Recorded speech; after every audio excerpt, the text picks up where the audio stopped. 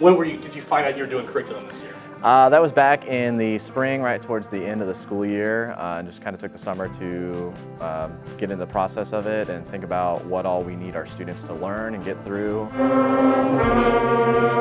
It was exciting. It was interesting to kind of rethink how we do things, maybe not put too many new lenses on things, but just kind of make sure everything is modernized and ready to go for our students so that they have the best experience in our band classroom. We've played some challenging music, and it's really fun. I like it because we get to challenge, but it's also really fun. It was really actually a good opportunity for me to sit down after having gone through it for a year and think, okay, what is really my goal for these kids to be able to do when they're coming out of these classes. I was actually really fortunate to be able to work with Clint Witterson and Ethan Samuel at the high school so that we could create classes here that are going to feed really, really well into what they're doing and prepare our kids for success in high school. And so it's a nice way to reflect what we have hit or what we're not doing, and just making sure that we're providing the best instruction strategies for our students here at Bolivar. So far we've been learning about ancient Egypt and Africa. We've learned about Europe, the bubonic plague, World War I, World War II, the cause of World War I. We've been learning about the colonists, the 13 colonies, and what's happened in like that time period from like 1700s to like early 1800s. Talk about maybe some of the changes you guys made.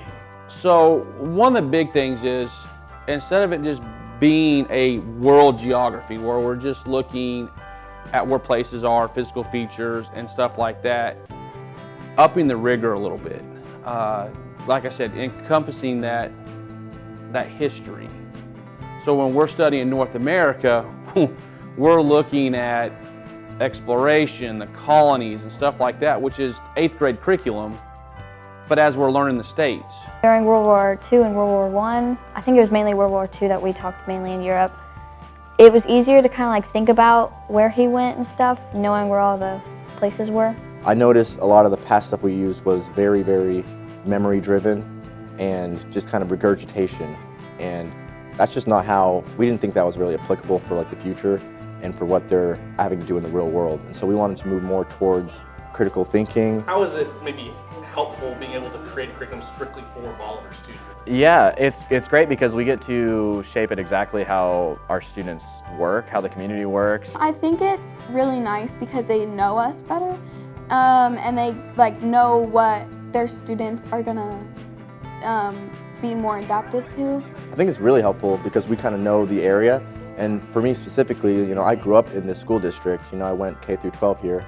So having that, like I kind of know how things run, and so I was able to kind of dive into that and to use that for my kids too. It is helpful to know what our end product is, and so it's kind of taking that mindset of starting with your finished part, like your test, and working back and kind of filling that in there. So you know what your end product is, and you're telling the kids what it is, and you're kind of building up to that. Well, I am in this great position of working in the library, and I get to work with students, but I also get to work with the teachers and help them. So when social studies started writing their curriculum, Mr. C and I started talking about different ways that we could integrate technology into the curriculum, and so we started looking at some different programs that we could utilize that would work in our building but also provide vertical curriculum to the high school. So one of those that we're using is WeVideo, and our students are making really cool video projects in 7th grade. In 1347, my pet rat gave to me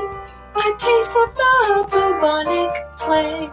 Bubonic plague, bubonic plague, bubonic plague is deadly. Berlin Wall, take it down so people can be free. It's been really, really engaging for the kids. I think they see more value in it because it's more, you know, applicable to what's happening in their lives. And I honestly didn't know that they even made their own lessons for us, but I think they're doing a really great job.